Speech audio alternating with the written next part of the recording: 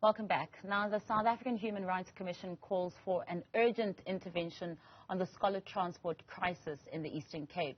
It notes that about 50 pupils at the Mbizana village in Middeldrift are forced to travel long distances on foot to school.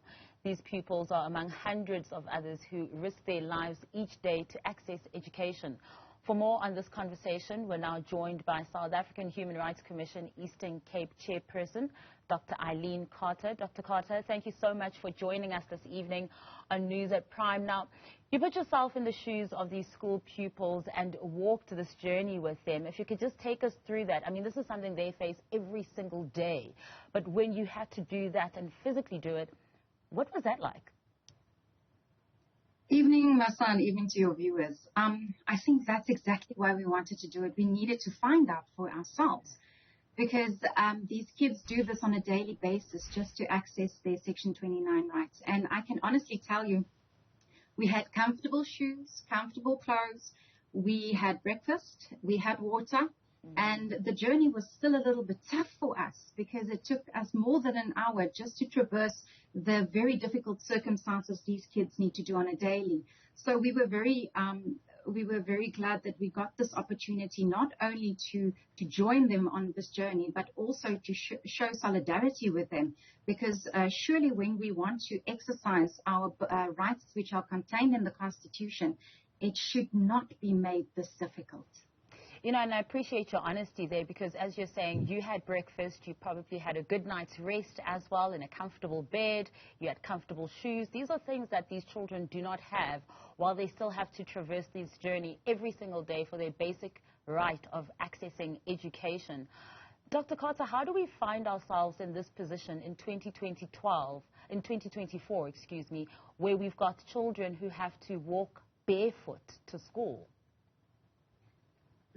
That's unfortunately a very tricky question because even 10 years ago, the Human Rights Commission in the province made a finding against the Department of Education and Transport where we found exactly the same situation. Now, they say the more things change, the more they stay the same because we are facing the challenge again. Now, one of the concerns, or one of the challenges rather, that government has set out is that the fiscus is shrinking. We simply don't have enough money to cover all these areas. And you must remember that the Eastern Cape is a very rural province. So the children per se have to traverse very, very long distances just to access their schools. So we are sitting with a situation that has been, repeated for years on end. And I think at this stage we need to come to the table, go back to the drawing board and think creatively on how we can resolve this. Yeah, because, I mean, if you did this also 10 years ago and you had your findings already and the situation is not getting any better, where will we find ourselves in the next 10 years? Can we just accept the, excuse that there simply is no money and that's that? And that 10 years from now, we're going to still be having children walking long distances, waking up at the crack of dawn and walking barefoot to school? So, no, certainly we can't accept the reasoning that there's no funds available because you will recall that Section 29 of the Constitution does not have an internal limitation clause. What does that mean? It says that available funds and available resources cannot be used as an excuse for this immediately enforceable human right. Unfortunately, we have to also look at the practicalities. And in doing so, the policy even gives a little bit of parameters to say, it's only for kids that walk more than 5 kilometers to school. But Masa, if you then have to do the calculations, it means the children who walk 4.9 or 5 kilometers to school every day to and from school basically undertakes an ultramarathon per week just to access basic education.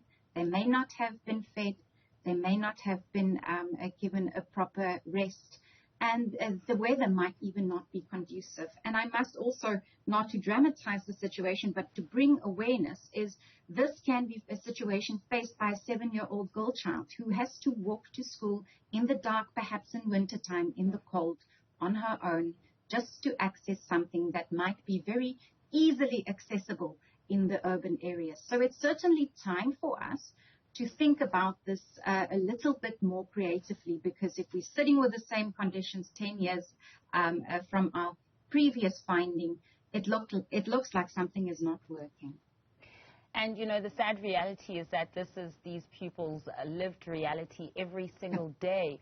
What effect is this having on them because they're already entering the education market on a back foot? So we can't look away from the fact that these children might arrive at school already tired. Now, our Commissioner, Madlingozi, also came from the national office, and he was there, and he said, you know what, he's a walker, he's a regular walker, and he was tired when he got to school. And now you have to still sit in front of your desk and your teacher and concentrate. We are not giving these kids the same opportunity that children, for instance, in urban areas might be able to access. But even more so, where there is no scholar transport available and parents do try and attain private scholar transport, this can come in an excess, in terms of the interviews we had, of 400 Rand. And you would know that the child support grant is a little bit more than 200 Rand more than that. And when we did our assessment as well on this private scholar transport, the safety of these vehicles were put into question. Children are packed into these vehicles, not really having access to seat belts. The vehicles are traversing over roads that is in the Eastern Cape, maybe only 20% of them are paved. So we have to start looking at the safety and the best interests of these children when we speak about scholar transport. Constitutional Court has said, and even the tripartite matter in the Eastern Cape has said, that all of these elements are part and parcel of a right to basic education, and we need to be figuring it out by now. You know, when you made mention of that 7-year-old who would be walking to and back from school in winter, for instance, when it's dark. Now, crime is also a big problem in South Africa, and that must be a concern not only for these learners, but their parents as well, because I know in your report you found that some scholars were complaining that they're being robbed of their belongings or they're being intimidated by criminals as well because they're easy targets. Absolutely. There's even research by some CSOs as well where children have been raped on their way to school. We will also know the demographic and the geographics in the Eastern Cape.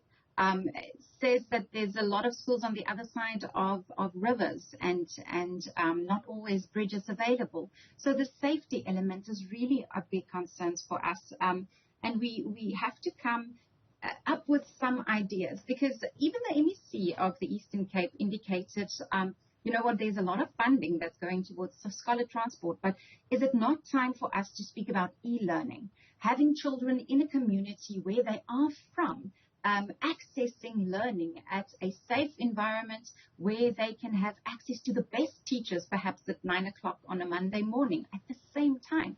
Or we can continue having them traverse over these distances, 11, 12 kilometers sometimes. Sometimes it's a 20-kilometer return. And we can then still sit with the same issues. Perhaps it's also time for us to speak to donors and private business to say, can we get bicycles to these children? Some eco-friendly methods in addressing these concerns. But it's a conversation we really need to be having, because we cannot jeopardize the safety, the best interests of these children and the right to equality any longer. We note that the department has made about 100 million available for this project. But if we're sitting with the same problems and we're sitting with the same challenges, we certainly need to relook at the mechanisms available. What is the issue here? I mean, if we have about 100 million Rand budgeted for this, is it the issue that it's not enough money for the Scholar Patrol? Is it that it's not being implemented and used efficiently or properly? And what happens next? I mean, you've done what you can do as the Human Rights Commission. Who exactly needs to make sure that these changes happen? I mean, starting with, of course, the Department of Transport, the Department of Education, and perhaps also the Department of the SAPS as well, the policing department, because when you mention that children have been raped as well on their way to school, surely there can be police visibility around there. If we know these routes that these children are taking, it's the same time that they would go to school and travel. So surely these departments should be working together while they're trying to find enough access to Scholar Patrol. Absolutely. I think that is what our Commissioner, Pilile Ntuli, calls the constitutional dialogue, where all parties need to almost re-recognize the duties that the Constitution is speaking towards. So what we as a constitutional body do, and as the Human Rights Commission, is we engage at that level. Now, even in the week straight after our walk in Middeldrift, we went to the office of the Speaker. And we tabled with her our concerns in respect of scholar transport, and we made it very clear that the Human Rights Commission will have to intervene if there is no solution forthcoming. So as a constitutional body, a Chapter 9 organization, we surely have a mandate to ensure that steps are taken towards redress. But we are also having these constitutional dialogues with everyone that carry a level of responsibility. And that perhaps, Massa, also includes the communities. We need to include the community in this dialogue, and that is exactly what we did in the past week. The parents were there, members of the community were there, and we addressed them on their right to make known the concerns that they have for their children. And what are some of these things that the parents were saying? I can just imagine the concern that they might have, knowing that there are also these criminal elements involved, and the safety concerns about the private scholar patrol as well, that you're caught in between a rock and a hard place. You know, you want your child not to have to walk this long distance. Here's this option of a private scholar patrol, but then the safety issue then comes into question.